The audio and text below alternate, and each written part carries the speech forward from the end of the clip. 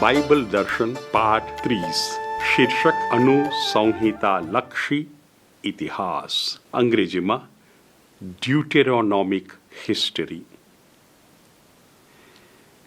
આપણે આ પાઠમાં પ્રશ્ન પૂછીએ અને જવાબ આપીએ. પ્રશ્ન 1. અનુસંહિતા લક્ષી ઇતિહાસમાં કયા ગ્રંથોનો સમાવેશ થાય છે? સાદો સીધો જવાબ: યહોશુઆ, કાજીઓ, 1 શમુએલ, 2 શમુએલ, 1 રાજાઓ, 2 રાજાઓ. પ્રશ્ન 2. પંચગ્રંથિ આપણે જોઈ ગયા છીએ અને અનુસંહિતા લક્ષી ઇતિહાસ, આ બે વચ્ચે કેવો સંબંધ છે? એટલે પહેલા પંચગ્રંથિ યાદ કરી લઈએ. ઉત્પત્તિ, મહાપ્રસ્થાન, કર્મકાંડ, રણમાં, અનુસંહિતા. સામે પક્ષે આપણે હમણાં જ 6 ગ્રંથોના નામ બોલી ગયા: યહોશુઆ, કાજીઓ, 1 શમુએલ, 2 શમુએલ, 1 રાજાઓ, 2 રાજાઓ. પ્રશ્ન આ છે: આ બે પંચગ્રંથિ, અનુસંહિતા લક્ષી ઇતિહાસ, કયો સંબંધ? એ સંબંધ તપાસવા આપણે આપણા પહેલા આદ્ય પિતા અબ્રાહમ પાસે પહોંચી જઈએ. પ્રભુ અબ્રાહમને એક વચન આપે છે, પણ વચનના પાસા 3 છે. પહેલું પાસું સંતતિ, અંગ્રેજીમાં પ્રોજેની. બીજું પાસું સમૃદ્ધિ, અંગ્રેજીમાં પ્રોસ્પેરિટી. ત્રીજું પાસું સંપત્તિ, અંગ્રેજીમાં પ્રોપર્ટી. આ તો પેલો થોડો પ્રાસ બેસે ને એટલા માટે સંતતિ, સમૃદ્ધિ, સંપત્તિ, પ્રોજેની, પ્રોસ્પેરિટી, પ્રોપર્ટી, જેથી યાદ રહી જાય. હવે પહેલું પાસું સંતતિ. આપણે જાણીએ છીએ આપણા ઉત્પત્તિના અભ્યાસ પરથી, અબ્રાહમ અને તેમના પત્ની સારા નિસંતાન હતા અને વચન આપ્યું છે સંતતિ, પ્રોજેની.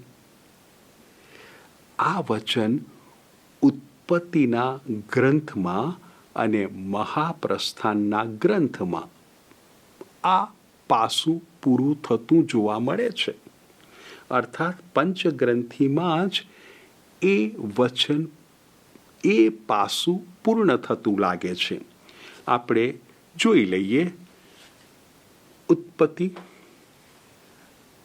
46મો અધ્યાય અને 27મી કડી. ત્યાં આપણને સંતતિ સાંભળવા મળશે. ઉત્પત્તિ 46મો અધ્યાય અને એની 27મી કડી. યાકોબના કુટુંબમાં મિસર આવનાર કુલ માણસો 70 હતા. એક દંપતિ, અબ્રાહમ અને સારા. ઉત્પત્તિ 46મા અધ્યાયમાં પહોંચીએ છીએ ત્યાં સુધીમાં 70 થયા છે. અને જો આપણે મહાપ્રસ્થાન અને એના 12મા અધ્યાયની 37મી કડી વાંચીએ તો આંકડો ઘણો મોટો છે. પુરુષો લગભગ 6 લાખ હતા. સ્ત્રી બાળકો તો જુદા. પુરુષો લગભગ 6 લાખ હતા, સ્ત્રી બાળકો તો જુદા. અર્થાત આ સંતતિ પાસું પંચગ્રંથિમાં જ પૂરું થતું જોવા મળે છે. બીજું પાસું સમૃદ્ધિ. સમૃદ્ધિ પંચગ્રંથિમાં પૂરી થતી જોવા મળે છે. આપણે જોઈ લઈએ ઉત્પત્તિનો ગ્રંથ 13મો અધ્યાય અને બીજી કડી. અબ્રામ પાસે પુષ્કળ પશુધન, રૂપું તથા સોનું હતું. પશુધન, રૂપું અને સોનું. આ સમૃદ્ધિનું કારણ પ્રભુ સાથેનો સંબંધ. હવે ત્રીજું પાસું, અને એ છે સંપત્તિ, પ્રોપર્ટી. આ પ્રોપર્ટી, આ ભૂમિ, વચનદત્ત ભૂમિ ક્યારે મળે છે? એ માટે આપણે હવે અનુસંહિતાલક્ષી ઇતિહાસમાં જવું જ પડે. એટલે જુઓ, હવે પંચગ્રંથિનો સંબંધ બંધાય છે અનુસંહિતાલક્ષી ઇતિહાસ સાથે. કેવી રીતે? તો આપણે 6 ગ્રંથો એની યાદી બનાવી છે અનુસંહિતાલક્ષી ઇતિહાસમાં. તો આ ભૂમિ જે વચનદત્ત છે એનો કબજો મેળવે છે ઇઝરાયેલીઓ યહોશુઆના વડપણ હેઠળ. ભૂમિ મળે છે યહોશુઆના ગ્રંથમાં, આપણે અભ્યાસ કરીશું. એ ભૂમિને હવે ટકાવી રાખે છે સંઘર્ષ દ્વારા, મહેનત દ્વારા આ ઇઝરાયેલીઓ કાજીઓના ગ્રંથમાં. આ ભૂમિમાં રાજાશાહી શરૂ થાય છે. રાજાશાહી વિકાસ પામે છે. કયા ગ્રંથોમાં? 1 શમુએલ, 2 શમુએલ. અંતે આ ભૂમિ ઇઝરાયેલીઓ ગુમાવી બેસે છે. કયા ગ્રંથોમાં? 1 રાજાઓ, 2 રાજાઓ. જોયું? આ પંચગ્રંથિ અને આ અનુસંહિતા લક્ષી ઇતિહાસ. પેલું ભૂમિ પાસું, પેલું સંપત્તિ પાસું, વચનનું, આ બંને પેટા વિભાગોને જોડે છે. હવે ત્રીજો પ્રશ્ન પૂછીએ. આ અનુસંહિતા લક્ષી ઇતિહાસ લખનાર કોણ? લેખકો કોણ? ચાલો જવાબ આપવા માટે થોડો ઇતિહાસ જાણી લઈએ. આ ઇઝરાયેલ, 12 વંશોનું ઇઝરાયેલ, ઈસવીસન પૂર્વે 930 આસપાસ રાજકીય કારણોસર 2 ભાગમાં વિભાજિત થઈ જાય છે. ઉત્તર દિશાનો ભાગ ઉત્તરનું રાજ્ય, દક્ષિણ દિશાનો ભાગ દક્ષિણનું રાજ્ય. ઉત્તરનું રાજ્ય ઇઝરાયેલ કહેવાયું, દક્ષિણનું રાજ્ય યહૂદા કહેવાયું. ઉત્તરના રાજ્યમાં 10 વંશો ઇઝરાયેલના, દક્ષિણના રાજ્યમાં 2 વંશો ઇઝરાયેલના. 2 ભાગ થઈ ગયા. હવે ઈસવીસન પૂર્વે 722ની સાલમાં આ ઉત્તરના રાજ્ય પર હુમલો થાય છે અને એ રાજ્યનો વિનાશ કરવામાં આવે છે. ત્યારે જે વંશને જમીન નથી મળીને એણે તો કશું બચાવવાનું નથી, એટલે એ તો ત્યાંથી નાસી છૂટે. આવું એક લેવી વંશનું બુદ્ધિજીવી વૃંદ હતું, સમૂહ હતો કે ઈસવીસન પૂર્વે 722માં ઉત્તરના રાજ્યમાંથી દક્ષિણના રાજ્યમાં ભાગી છૂટ્યા અને યરૂશાલેમમાં ઠરીઠામ થયા. આ બુદ્ધિજીવીઓ છે, વિચારકો છે. શું કરે છે? આ 722માં આપણા ઉત્તરના રાજ્ય ઇઝરાયલનું પતન કેમ થયું?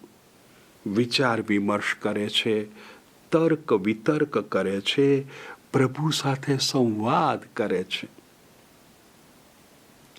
એમની આ પ્રક્રિયા ચાલુ છે અને ત્યાં સમય પણ જાય છે, પેઢી પણ બદલાય છે, પ્રક્રિયા ચાલુ રહે છે અને એક બીજો બનાવ બને છે ઈસવીસન પૂર્વે 586. યરૂશાલેમ ઉપર ચઢાઈ થાય છે અને યરૂશાલેમના બુદ્ધિજીવીઓને દેશવટો આપવામાં આવે છે. વળી પાછું પેલું વૃંદ, આવું કેમ થયું? બાબિલનો દેશવટો કેમ આવી પડ્યો? વળી પાછો વિચાર વિમર્શ, વળી પાછા તર્ક વિતર્કો, વળી પાછો પ્રભુ સાથે સંવાદ.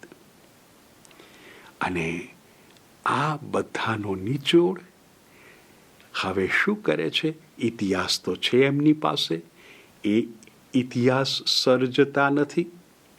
ઇતિહાસ છે રાજા દાવીદનો, ઇતિહાસ છે રાજા શલોમોનનો, ઇતિહાસ છે પેલા કાજી ગિદિયોનનો, ઇતિહાસ છે પેલા નેતા યહોશુઆનો. આ બધા તો લખાયેલા છે.